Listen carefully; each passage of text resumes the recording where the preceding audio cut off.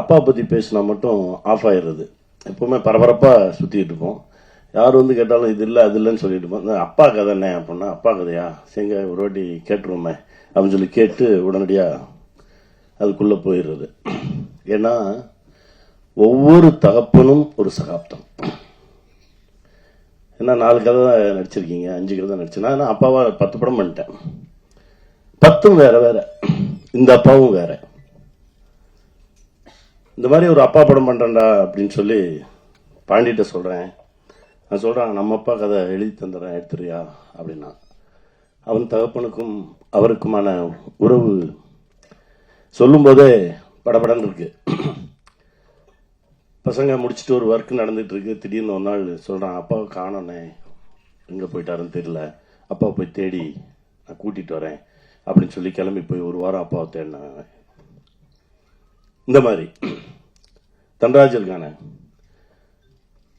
தகப்பனும் இல்லை தாயும் இல்லை. ஒரு பெரிய வலி.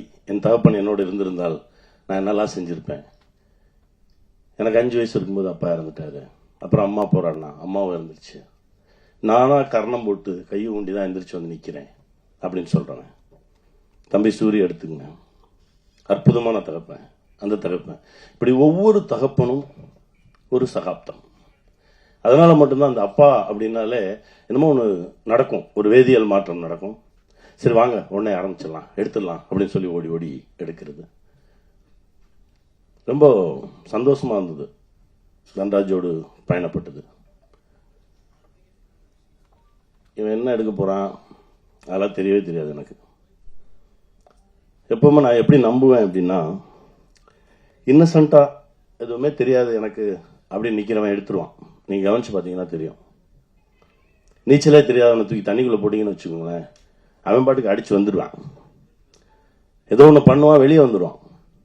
ஆனா நான் கையை எப்படி வச்சுக்குவேன், காலை எப்படி வச்சுக்குவேன், நேரத்தான் யூடியூப்ல பார்த்தேன் நீந்துவது எப்படி அப்படின்னு இப்படின்னு ரொம்ப பேசுறான் பாருங்க. ரொம்ப ஆராய்ச்சி பண்ணிட்டு உள்ள போறவன் அவனும் போய் நம்மளை எடுத்து உள்ள விட்டுறான். அதனால எளிமையா வெறும் நம்பிக்கையை மட்டும் சுமந்துட்டு வரவங்களோட பின்னாடியே போயிடுறது. அவங்க ஒன்று எடுப்பாங்க. அப்படிதான் எடுத்திருக்கான். ரொம்ப சிறப்பா வந்திருக்கு இந்த படைப்பு. இந்த படம் பண்ணும்போது, அதாவது டான் டப்பிங்ல சொன்னேன், என்னால் டப்பிங் பேச முடியல, எனக்கு நெஞ்செல்லாம் வலிக்குதுடா தம்பி அப்படின்னு சொல்லி அந்த இயக்குனர்கிட்ட சொன்னேன். அதற்கு பிறகு இந்த படைப்புல அப்படிதான் பேச முடியல. நிறைய இடத்துல என்னோட தகப்பன் வந்துடுறாரு, அவனோட தகப்பன் வந்துடுறாரு.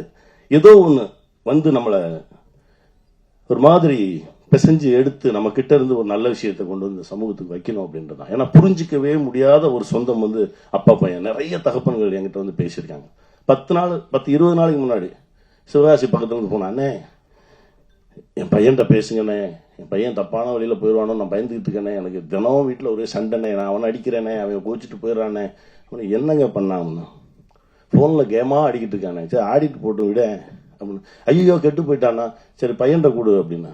அவன் அங்கிள் எனக்கு வந்து ரோபோட்டிக் ரொம்ப பிடிக்கும், நான் ஒரு கேமை தயாரிக்கலாம், நானே கிரியேட் பண்ணலாம்னு நினைக்கிறேன், அது இவங்கிட்ட சொன்னா புரிய மாட்டேங்குது, என்ன எதுக்கு எடுத்தாலும் அடிக்கிறாங்க அப்படின்னு. திரும்ப உங்க அப்பாட்ட கூட இங்க சரி பண்ணப்பட வேண்டியது அப்பைங்க தான் அப்படின்னு சொல்லி அவர்கிட்ட 10 நிமிஷம் பேசணும். அவன் என்னமோ உன்னை செய்யணும்னு நினைக்கிறான், அவனை விட உன்னோட அறிவெல்லாம் போய் அவன் மண்டையில திணிக்கிற அப்படின்னு சொல்லி இங்கதான் பேச வேண்டியதா இருந்தது. ஏன்னா எல்லோரும் அவர்கள் இடத்தில் மிகச் சரியாக இருக்கிறார்கள். இதுவாகணும்னு இவங்க முடிவு பண்றதும், நான் சொல்றதை கேளுன்னு அவங்க முடிவு பண்றதும் தான் இங்க சிக்கலா இருக்கு அப்படின்னு பார்க்கும்போது, ஒவ்வொரு தகப்பனுக்கும் மகனுக்கும் உள்ள இருக்க உறவே அது வேற மாதிரி இருக்கு. தேடி தேடி தேடி தேடி இந்த விஷயத்தை சொல்லலாம்.